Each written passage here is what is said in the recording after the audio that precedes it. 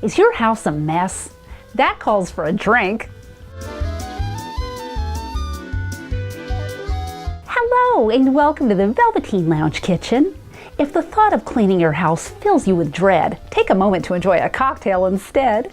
This one has all of the blue beauty of Windex, but tastes a lot better.